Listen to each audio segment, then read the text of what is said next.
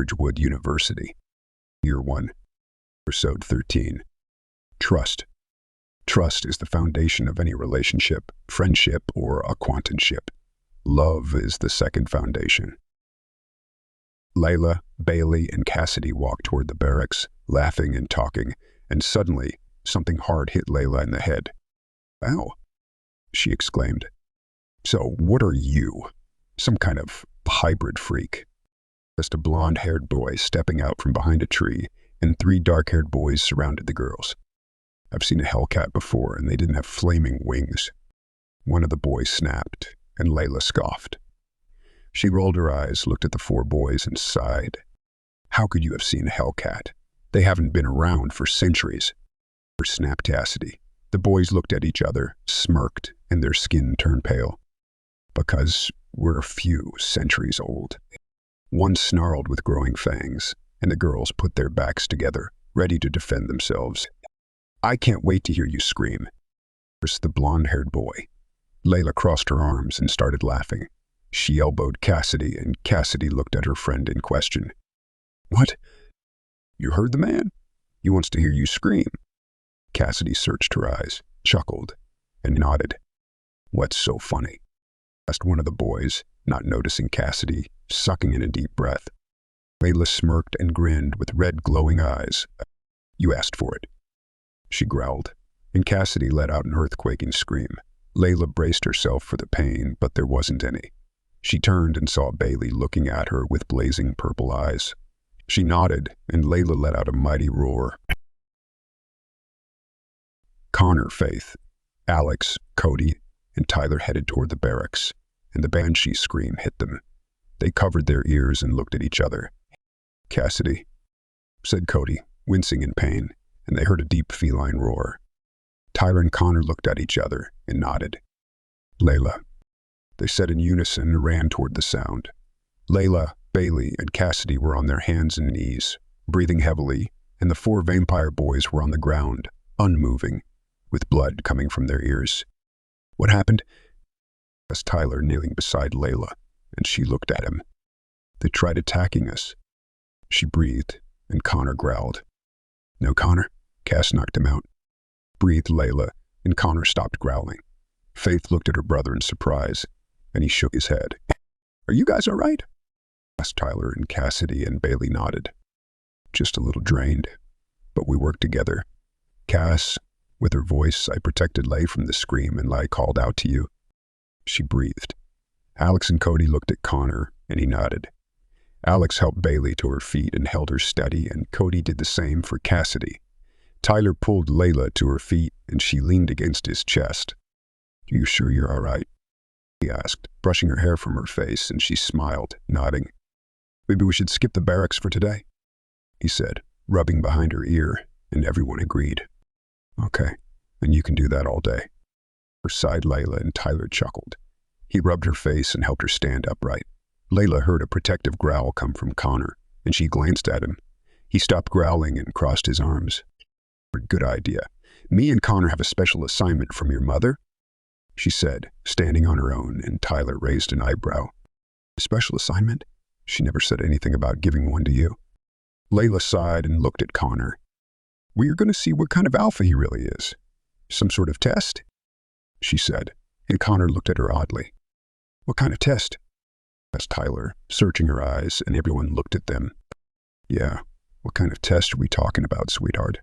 I'd like to know what you signed me up for," he said, crossing his arms. Layla smirked and gave him a clever look. "It's not going to hurt.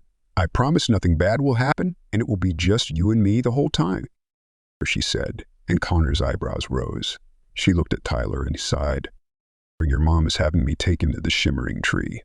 The fairies can reveal the reason me and him bonded." She wasn't lying, but she wasn't telling the whole truth either. Tyler searched her eyes and blew a breath. "Okay, but if anything goes wrong, you call for me. Shimmering fairies can be unpredictable around wolves they don't know." Layla nodded, squeezing his arms, and he kissed her forehead. Faith walked toward them and put her arm around Tyler's waist. "So, since we're not heading to the barracks, I'm heading for the dining hall. Anyone with me?" she asked. Cassidy, Bailey, Alex and Cody raised their hands, and Tyler sighed, raising his hand. Layla gave Tyler a knowing look, and he chuckled. She and Connor watched their friends walk away, and she slid her hand into his. "So it's just you and me," she said, and he smirked. "Finally," he growled softly, and she giggled. "Come on," said Layla, and pulled Connor toward the shimmering tree. "Layla, where are we going?"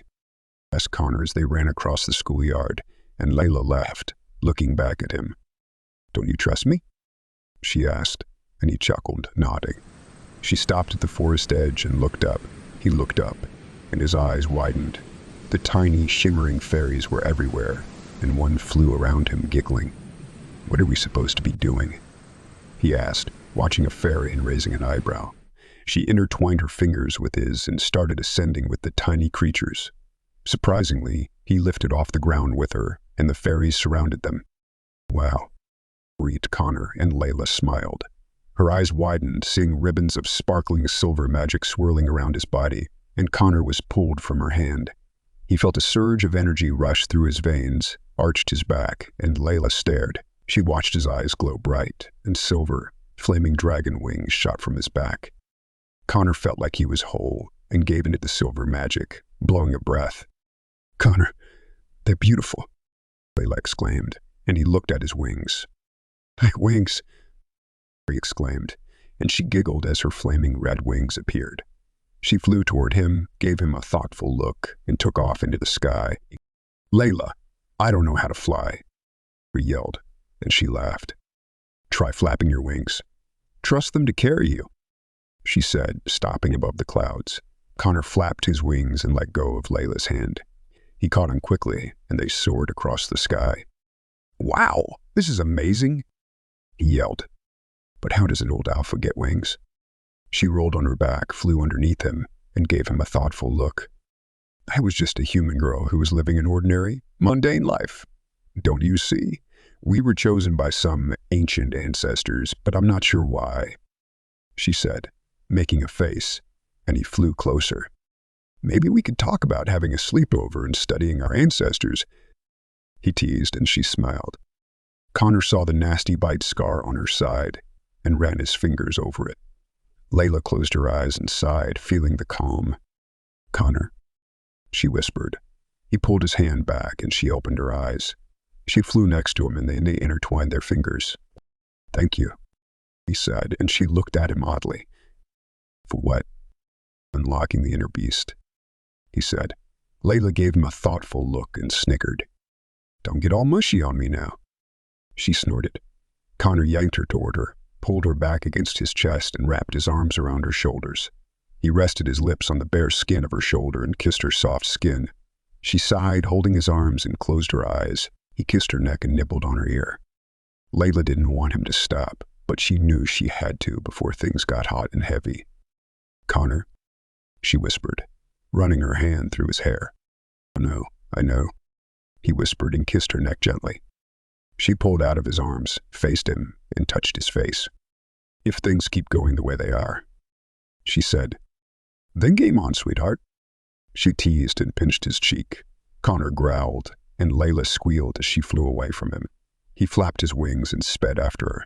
She stopped and turned around, and he didn't stop fast enough and bumped into her. They laughed, straightening, and Connor noticed they were in front of the headmistress's window.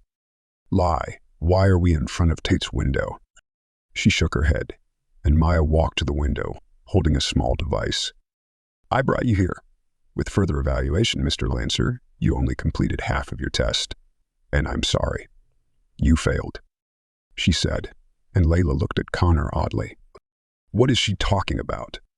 Connor shook his head, and she flew closer to him. Maya stepped back from the window and beckoned them to come inside. "Don't leave my side," he whispered, and she nodded as they intertwined their fingers. "I'm not going anywhere." He nodded, and they flew into the office. "Wings away," said Maya, and Layla's disappeared, but Connor's didn't. She pressed her thumb into his palm, and he pressed his lips together. "Relax," she whispered, and his wings disappeared. "Impressive. You've tamed your Silverback," said the headmistress. Maya walked around, looking at Connor and Layla, and sighed. Your plan partially worked. You brought the Silverback out, but he didn't completely transform, she said, and Layla shook her head. No, I think he needs a little time to adjust, she said, squeezing Connor's hand. Time is a luxury we don't have, dear. We just have to expedite the process, she said. Layla looked at Tyler's mother like she was crazy and scoffed. What do you mean? She asked. Maya smiled and snapped her fingers, and Connor growled a deep growl. Take him to the dungeon, she said quickly, and Layla's eyes began glowing. What? She growled. Suddenly, Tyler grabbed her from behind, and two men grabbed Connor.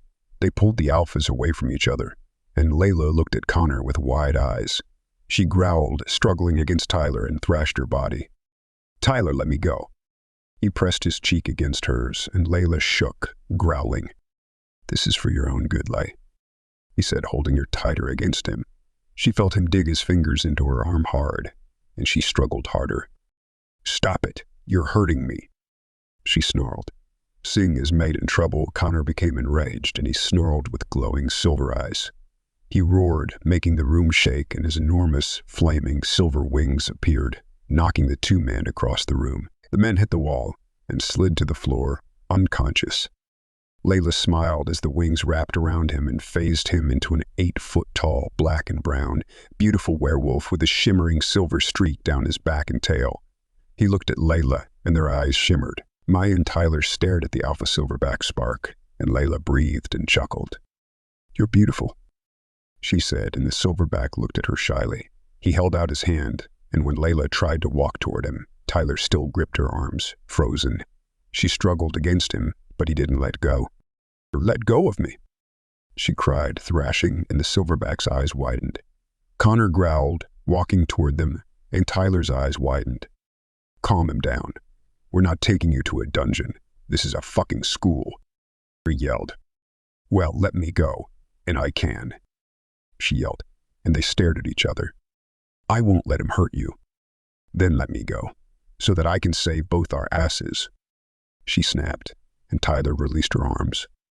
That really hurt, Layla growled, rubbing her arms. I'm sorry, he said, quickly touching her face. The silverback didn't understand their friendship, and the silver spark took over. He snarled at Tyler, and Tyler swallowed hard. Layla looked at Connor with glowing eyes and walked toward him.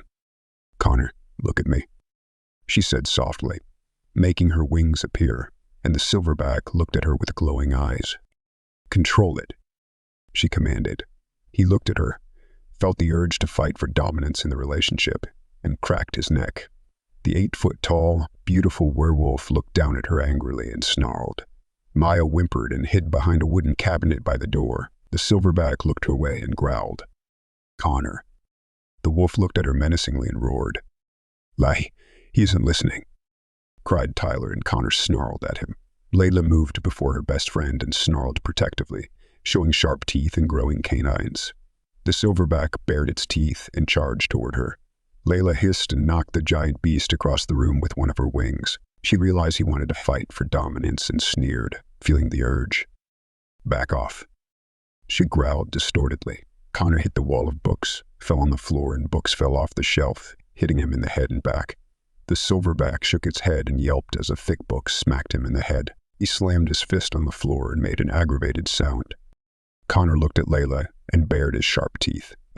I don't think that was a good idea, said Tyler, and Layla looked at him in disbelief. None of this was a good idea? Now, get your mother and get out of here, she breathed.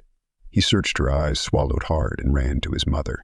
He helped her to her feet, and Layla saw Connor stalking toward them. She growled and smacked him in the face with her wing. Hey, ugly, remember me?